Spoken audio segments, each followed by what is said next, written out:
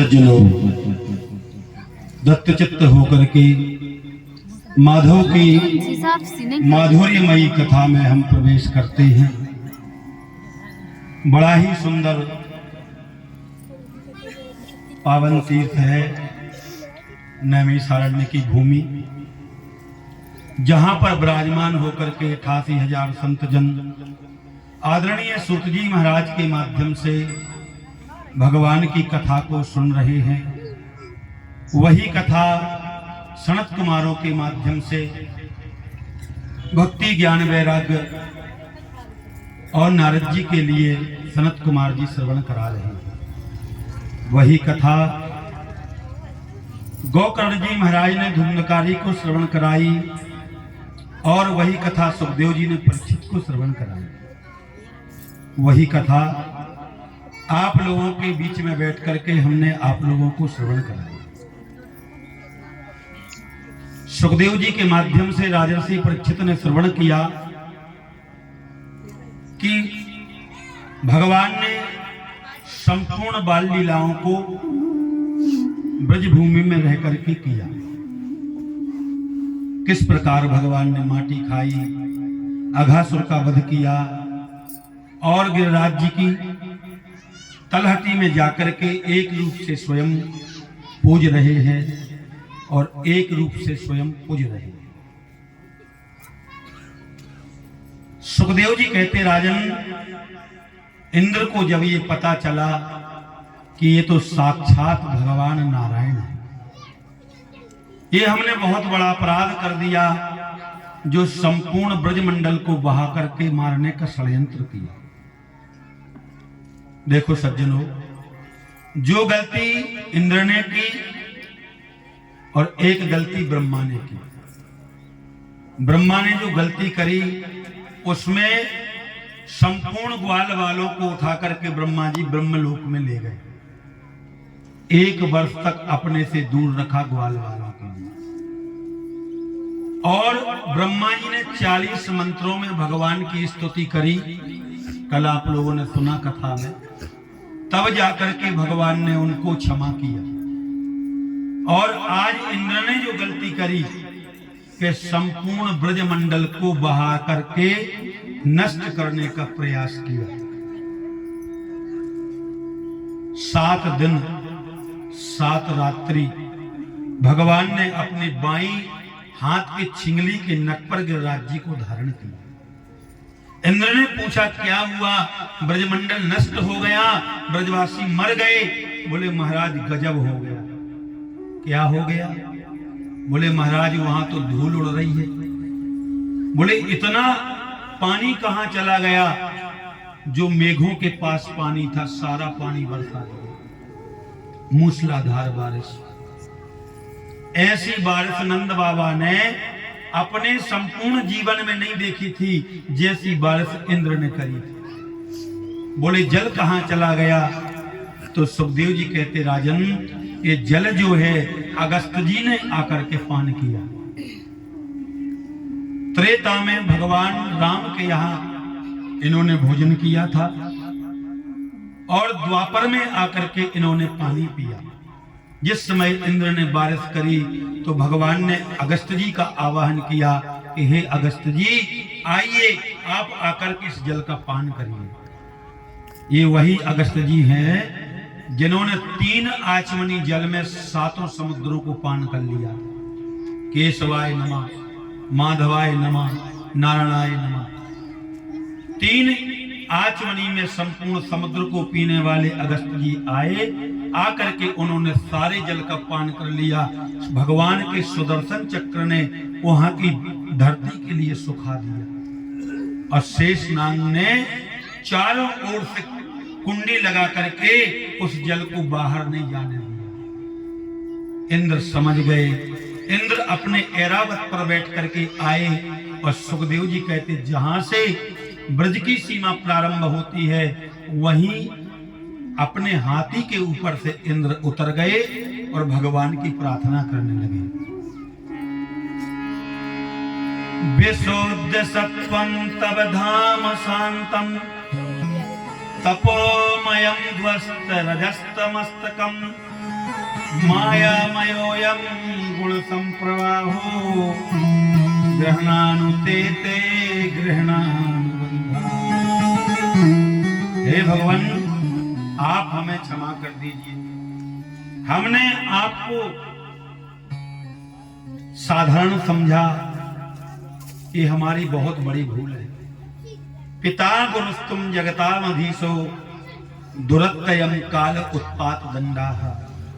हे प्रभु, आप ही जगत के पिता हो, आप ही जगत की माता हो, आप ही जगत नियंता हो, जगदाधार हो। हमें क्षमा कर दीजिए। हमने ये बहुत बड़ा अपराध कर दिया कि जो आपके नन्हे से ब्रजवासियों को और भोले भाले ब्रजवासियों को मारने का प्रयास किया। इसलिए हे प्रभु, आप हमारी गलती को क्षमा कर दीजिए। आप जैसा कृपालु, आप जैसा दयालु कौन हो सकता है। अहो बकीयम स्तन कालकूटम जिघांसयापाय यदप्य साध्वी लेवे गतिं धातिज ताततोन्यम कंबा दयालुम शरणम व्रजेम। हे भगवान, आप जैसा कृपालु कौन हो सकता है, जिसको मारने के लिए स्वयं पूतना आई, अपने दोनों स्तनों में जहर को लगा करके आपको मारने के लिए, पर आपने माता की गति प्रदान कर दी। इसलिए हे प्रभु, हमारी ये बहुत बड़ी भूल को आप क्षमा कर दीजिए।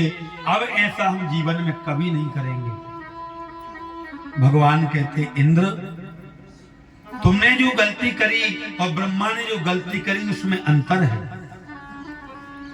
भगवान ब्रह्मा ने जो गलती करी कि भगवान के परम प्रिय सखाओं के लिए और ग्वाल वाल बछड़ों के लिए ये चुरा करके ले गए ब्रह्मलोक में, 1 वर्ष तक भगवान से दूर रखा। और इंद्र की गलती में, इंद्र ने जो गलती करी उसमें भगवान के ब्रजवासी, भगवान की सखा भगवान के पास में रहे। जबकि इंद्र से ब्रह्मा का पद ऊंचा है, परंतु ब्रह्मा ने 40 मंत्रों में भगवान की स्तुति करी। नौमीड्यते वपुषे तडिदंबरायो भुंजावतंस परिपिक्षल सन्मुखायो वन्यस्रजे कबलवेत्र विशाल वेणु लक्ष्मश्री मृदुपदे पशुपांग जाया। ब्रह्मा ने 40 मंत्रों में स्तुति की, तब क्षमा किया। इंद्र ने मात्र 7 मंत्रों में भगवान को मनाया, भगवान प्रसन्न हो गए। जाओ इंद्र, आज से हमारा आशीर्वाद है कि तुम्हारे मन में अभिमान नहीं होगा। इंद्र कहते हैं, अब तो मेरा मन कहता है कि इसी वृंदावन में कहीं भी गोवर्धन की तलहटी में निवास करूं, आपके चरणों की धूल अपने माथे से लगाऊं, आपके जो संत महात्मा हैं उनके मुखारविंद से निकलने वाली जो आपकी कथा है, ये समस्त कलमशों को नष्ट करने वाली है। इसलिए हे भगवान, अब मैं स्वर्ग का सुख नहीं भोगना चाहता। तात स्वर्ग अपवर्ग सुख धरे तुला एक अंग तूलन ताहि सकल मिली जो सुख लव सत्संग। परमात्मा की छवि ऐसी है सज्जनों कि एक बार जो परमात्मा का हो जाता है फिर दुनिया उसको अच्छी नहीं लगती।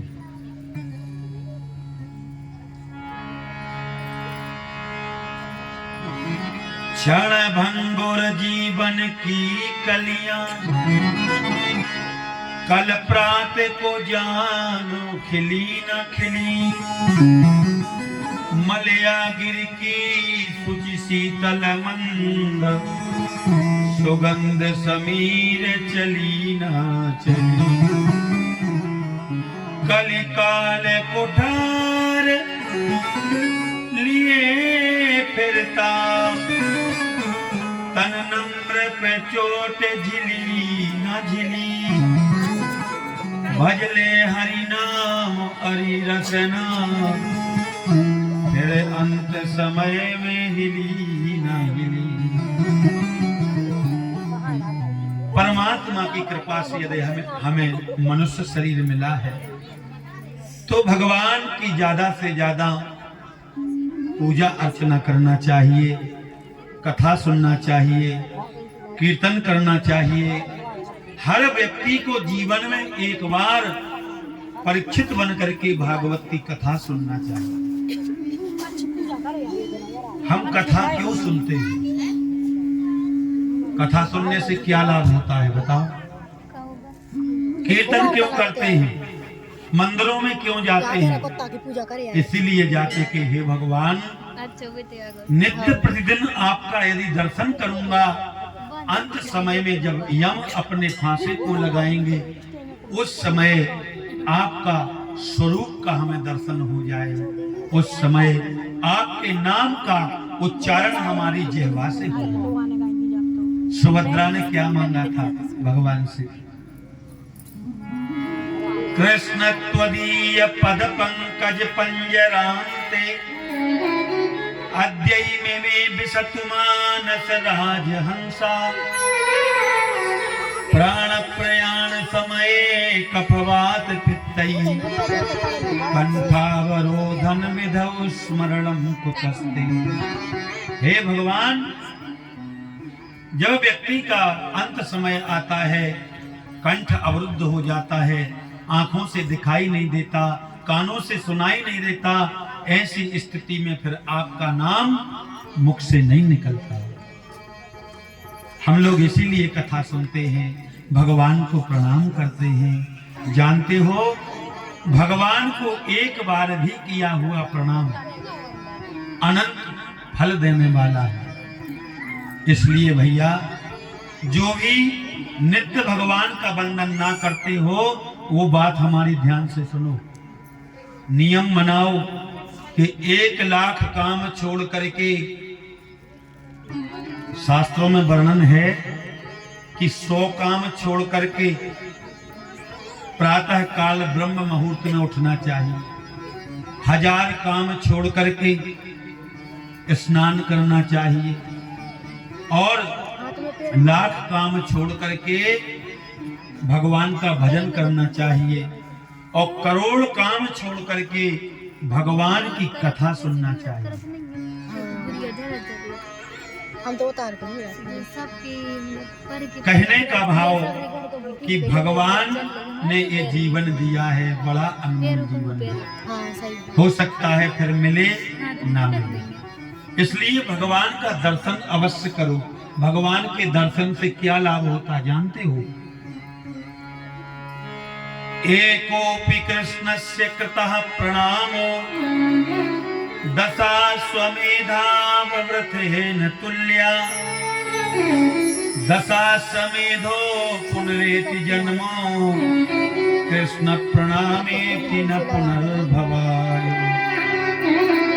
भगवान को किया हुआ प्रणाम 10 अश्वमेध यज्ञों के अभृत स्नान के बराबर, किंतु 10 अश्वमेध यज्ञ करने के लिए तो हम लोगों को अनंत जन्म लेना पड़ेंगे, क्योंकि एक जन्म में कोई भी व्यक्ति एक यज्ञ नहीं कर पाता है, तो अश्वमेध यज्ञ कैसे कर सकता है?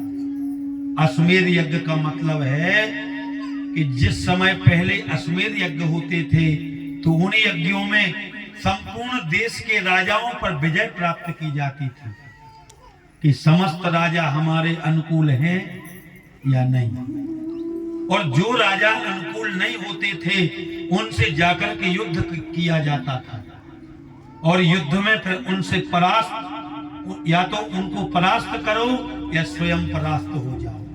यदि स्वयं परास्त हो गए तो फिर अश्वमेध यज्ञ नहीं कर पाओगे। अश्वमेध यज्ञ में एक घोड़ा छोड़ा जाता था, उसके माथे पर लिख दिया जाता था कि जो भी राजा हमारे पक्ष में हैं तो यज्ञ में पधारे, और नहीं है तो हमसे युद्ध करें। यहाँ पर सुखदेव जी कहते हैं कि एकोपि कृष्णस्य कृतः प्रणामो, दशाश्वमेधाव वृथेन तुल्या, दशाश्वमेधो पुनरेति जन्मो कृष्ण प्रणामेति न पुनर्भवाय। अश्वमेध यज्ञ करने के लिए हमें बार बार जन्म लेना पड़ेगा, तब जाकर के पता नहीं कौन से जन्म में हम यज्ञ कर पाएंगे। लेकिन कृष्ण प्रणामेति न पुनर्भवाय, भगवान श्री कृष्ण को प्रणाम करने के बाद फिर व्यक्ति का जन्म नहीं होता। इससे बड़ी बात और क्या हो सकती है।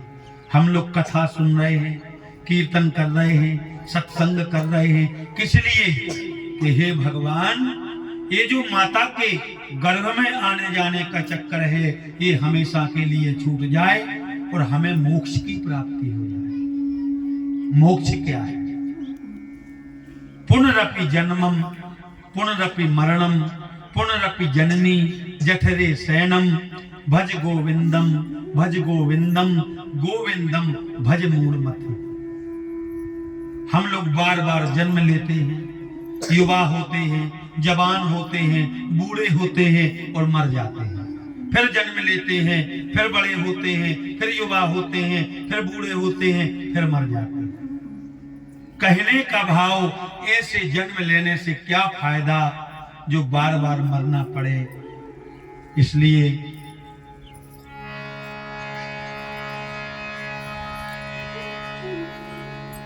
कबीरा सब जग निर्धना,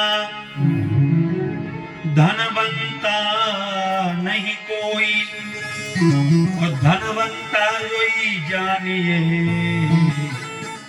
जाके राम नाम धन होए। भगवान के नाम का धन जिसके पास में है, वही सबसे बड़ा है।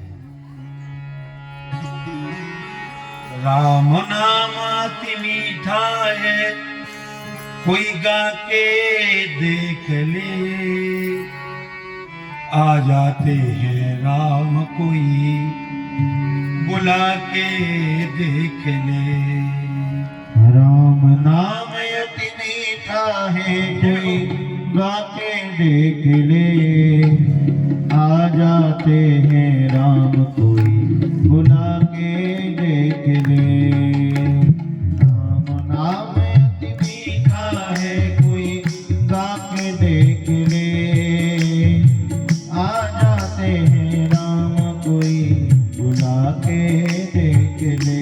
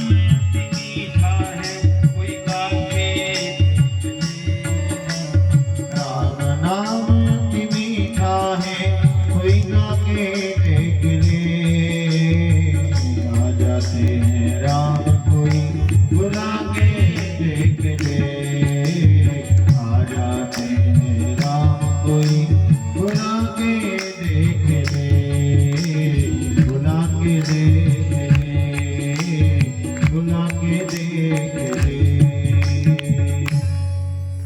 इसलिए भगवान ने हमारे लिए ये मनुष्य शरीर दिया है, तो संसार के कार्यों को करना भी आवश्यक है, अपना व्यापार चलाना भी आवश्यक है, नौकरी करना भी आवश्यक है, परंतु उस समय में से भगवान के लिए समय निकालना भी आवश्यक है। दुर्लभो मानुषो देहे देहि नाम क्षण भंगुरा, तत्रापि दुर्लभो मन्ये वैकुंठ प्रिय दर्शन। हो सकता है कि अब कई लाख योनियों के बाद हमें मनुष्य का शरीर मिले,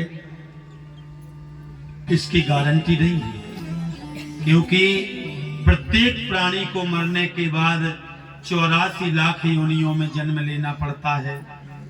हो सकता है अगली योनि हमें कुत्ते की मिले, गीदड़ की मिले, कौआ की मिले, सियार की मिले, या हो सकता है मनुष्य की भी मिल जाए। इसलिए ज्यादा से ज्यादा परमात्मा के नाम का चिंतन करना चाहिए। सुखदेव जी कहते, राजन आज इंद्र ने भगवान से बार बार क्षमा याचना की, भगवान ने एक पल में इंद्र को क्षमा कर दिया और इंद्र पुनः अपने स्वर्ग को वापस लौटे।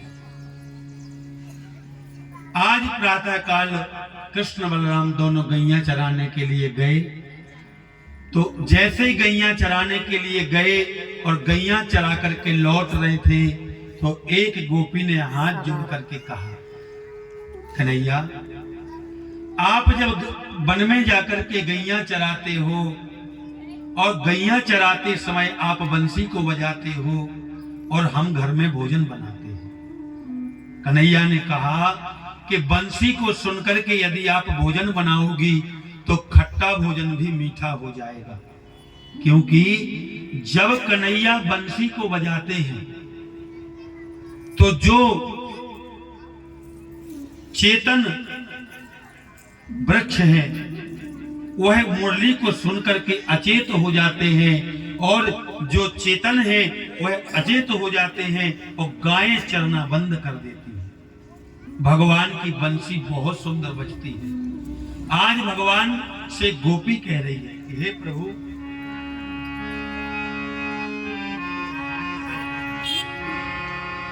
बरहा पीडम नटवर वपु कर्णयो कर्णिकारम बिभ्रतवासः कनक कपिसम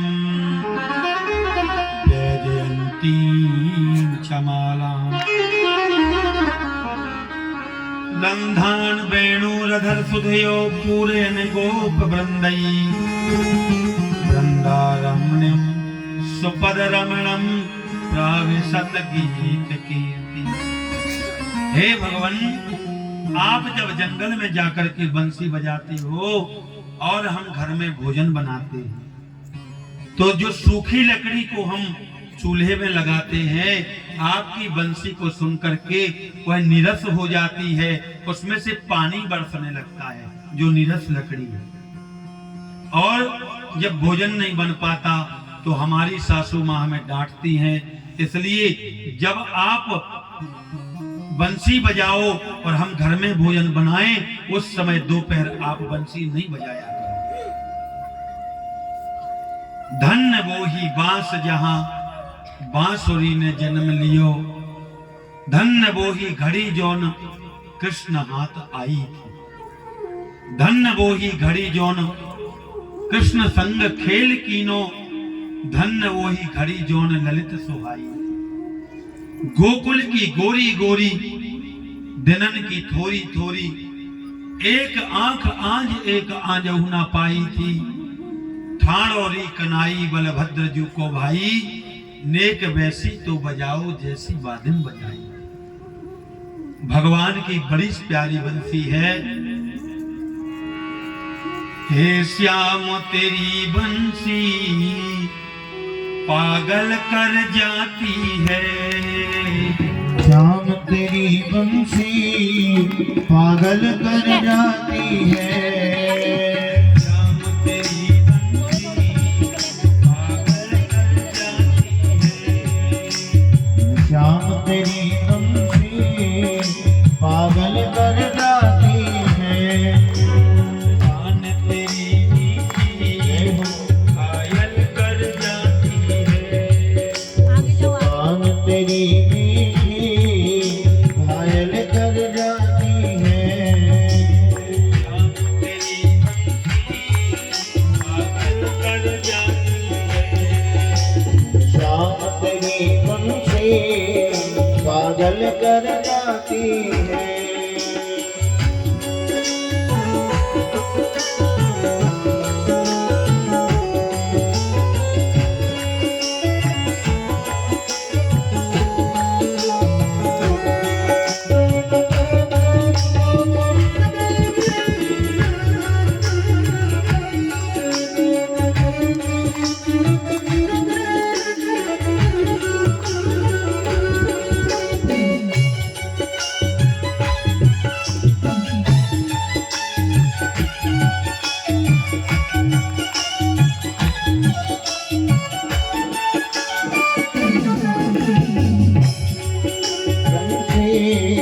पागल कर जाती है। लकड़ी की हो करके जब इतना सताती है। लकड़ी की जब बांस की हो करके इतना तड़पाती है। सोने की होती तो श्याम तेरी बंसी पागल कर जाती है। श्याम तेरी बंसी पागल कर जाती है।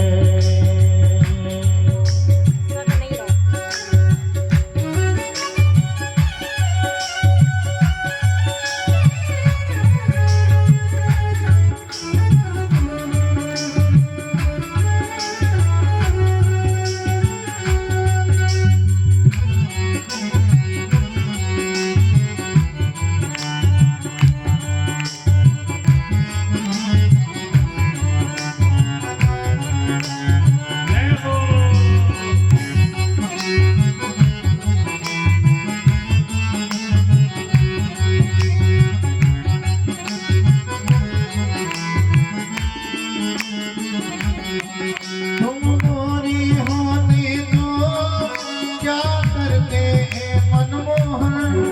तुम गोरी होती तो क्या कर जाते मोहन। जब काले रंग पर भी जब काले रंग पर भी दुनिया मर जाती है। जब सावरी बंसी पागल कर जाती है। श्याम तेरी बंसी पागल कर जाती है। सोने की होती तो तुम क्या करते मोहन। सोने की होती तो क्या करते तुम मोहन। ये बांस की होकर भी ये बांस की होकर भी दुनिया को सताती